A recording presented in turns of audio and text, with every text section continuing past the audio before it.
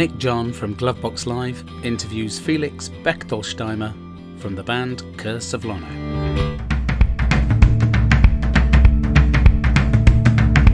You've been saying it's not worth staying. The sisters crying in their sleep, dying on their feet to take you home.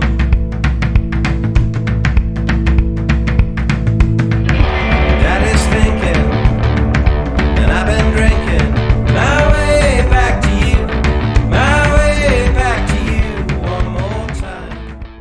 Well, I'm at the University of London tonight with Curse of Lono. Felix is here to give me a chat before the gig. Hi. Felix, hi, welcome to a Glovebox interview. Thank you very much for having me. Now, I notice there are a lot of literary references Yep, that's true. connected to the band. So we've got Hunter S. Thompson. Yeah.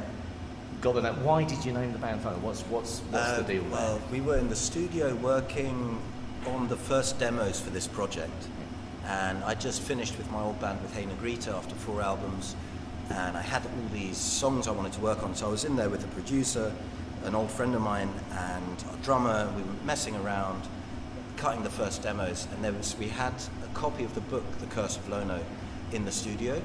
And at the time, it was a really underground thing. There was only 1,000 copies they made of it. Yeah. They were all hand-signed. Sorry about It's your agent, that. it's fine. It's actually a radio plugger. You'll have to wait. They only had 1,000 copies hand-signed, and there was one that happened to be in the studio. And I'm a big Hunter fan. And we were looking at all the pictures in there, all the cool graphics done by Ralph Steadman. And because it was such an underground cult book, we thought that'd be the coolest name for the band.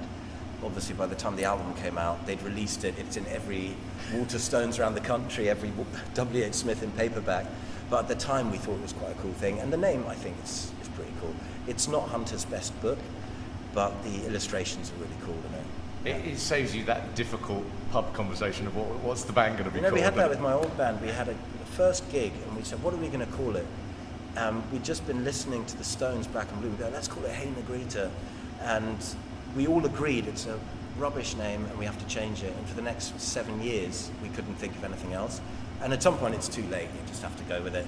Well, I noticed also that I was reading some of the reviews for the Yeah. album. So you've got Exile on Main Street meets William Faulkner. So I thought That's a literary nice one, reference. isn't it? We've got Sexy, Sweaty and Savage. Curse of Lono explores the heart of darkness. So I thought, we've got Joseph Conrad in there as well. So now, am I guessing? Are you a literary guy? Are you? I've not read your lyrics, but I'm guessing you are. Yes and no. I spend a lot of time and effort on my lyrics. The reason I say yes and no is I did take time out from music for a bit to write a book, and I wrote the book. I was on draft 17, I think. I was shortlisted for an award for best unpublished biography, and in the end, starting to talk to agents and stuff, and in the end, I realized something that's very hard to realize when you've worked on something for a few years, that I'm not actually good enough to write a book the way I wanted to read.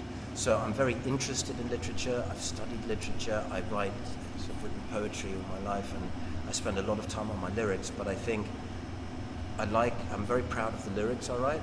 I wasn't proud enough of the book that, despite a bunch of interest in it, to be willing to put it out because I just didn't think it was good enough. So I can't match up against these guys that that the lyrics are compared to. I'm not in that, in the same ballpark as those people. But I'm very proud of the lyrics I write. I put a lot of work and time into them. But it sort of ends there for me so far. Maybe someday I'll come back to it, but it's... if you're going to be singing a song every night to the public, it needs kind to of work. want to give it your best shot. It's a different skill set. You need to be able to tell a story or convey an emotion in 3 to 5 minutes, whereas a book you really need to hold the attention and build the tension up in a much, much longer, drawn-out way. Got myself a barrel, I'm gonna hit the city clean. I'm clocking miles and tears and petrol, racing dust and sweat and steam. Yeah, I was chasing down my shadow, now my shadow's chasing me.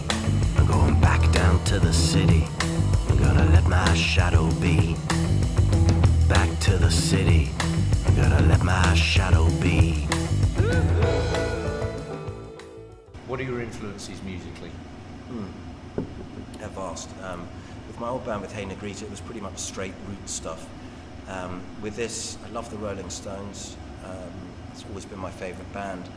But here I've tried to draw a lot on the Velvet Underground, Nick Cave and the Bad Seeds, even the Pixies, even as far gothic as the Sisters of Mercy. And I think some of the new material is a bit heavier and has got a bit more of an edge to it like that. But they're pretty broad, the influences. And by the time we put the whole band together and everyone's involved, we've all got very different, we all overlap, but we all have different areas where, where people can bring more stuff to the table. Yeah. I heard, when I was listening to the album, which is a fantastic album, Severed. Thank you. And you've had some terrific reviews for it. Yeah, really good. You must good be for us. really heartened by it. Absolutely. But I could hear things, and I was thinking, American Music Club. Suddenly that came into my head, and I can't say I'm the greatest fan of that. Yeah. But that was at Tinder Sticks. Yeah. I was thinking that So I think again maybe it's about creating that. People have put you in the sort of Americana band and the gothic. I think some of the new stuff sounds much less American. Some of it sounds more. We had they were arguing, some guys at one of the gigs in Spain last week, where one says, "Oh, you guys are from London, you sound American." And the other, his mate, was going, "No, they don't, they sound really British." And so it's, I don't know, nowadays we all listen to music from all over the globe, so it's so hard to just sound one way. Okay, if you're singing with an American accent and yodeling about the Deep South when you're actually from Brixton, that's probably doesn't really work. But yeah, we've got a lot of American influences, but a lot of them, are English influences as well.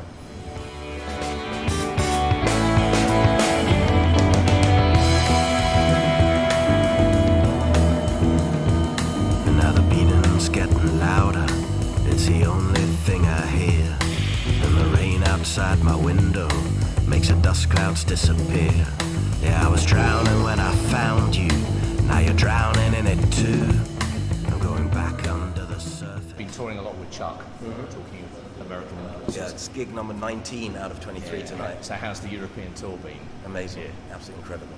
Tiring, but we're still standing.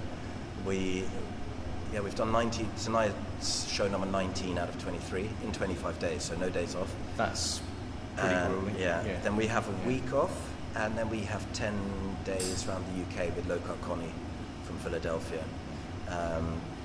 Slightly smaller venues, slightly rowdier bunch, I think, so that should be fun as well. And what are the plans moving forward? We then take 2 weeks off for Christmas, and we start recording we did some pre-production and a bit of recording out in Joshua Tree for the next album, and we are going into the studio in London 8th of January for a month to record album 2. Have you got the songs written and stuff? Yeah, we've demoed, ready. We've been playing them live. We're going to play 3 of the songs tonight. How does the songwriting process go? Slowly. Is it all on your shoulders, or does the band come in with everything? No, the band are very influential in. I write very basic songs, so they can go a million different ways. I come in with my 3-chord wonder, and then the band dictates a lot where it goes. We've got a great producer we work with, and the rest of the band, everyone chips in. So it's a joint effort. Once, I put the turd on the table, and everyone else helps polish it. Nicely put. Yeah. Tell me about the film. You did a film with Alex Walker? Yeah, Saturday night. Was that all filmed out there? Saturday night was all filmed in the UK. We did the debut EP last year. I've only seen the trailer. Is the film out yet? Yeah, it's out online. We did an 18-minute short film, and it's 4 music videos interconnected and written by Alex and myself. He's a great director, and because he runs his own film company, we were able to do this. Otherwise, it would have not been affordable to do it. We did that around the debut EP, and to our surprise, it won the LA Independent Film Festival, the London Independent Film Festival. It got shortlisted for the LA Video Underground. So it got shown, and people liked it. It got, I have to say, it's a pretty forward-thinking, artistic kind of concept for a new band to come up with. Yeah, but I went... maybe I'm coming back to your literary and artistic I mean, I went to art school. I went to the London Film Academy, and for me, I'm trying to always see what else I can squeeze in. You know, what other bits you can do to. You know, we were completely unknown when the EP came out. No one. My mum didn't know the name of the band, so we needed to come up with some talking points to go to. You know, press. The journalists, most of them don't just listen to your record because you give it to them. They want to know something to talk about. So, you know, we did that, and we did the Doghouse sessions, which are these live acoustic sessions we did in our own studio. And for the next album, we're filming a short documentary for it, which we shot out in Joshua Tree, and we're going to film in London as well. So we're working on it. You know, we have to. We're a baby act still, so we need to bring more to the table than other people. But it's the new business model, isn't it? Doing this stuff, thinking outside the box. Some bands complain about it. We like it. You know, the more excuses I have to go and do crazy shit, the happier I am. So. Well, that's fantastic. Thank you very much for your time, Felix. Thank you so much. I'm going to hear some crazy shit tonight. I hope so. Cheers. Have a good gig. Brilliant. Thank you so much, man. Really appreciate it. Pick up the pieces, baby. Dry your eyes. That was a broadcast production by Glovebox Live.uk. Down.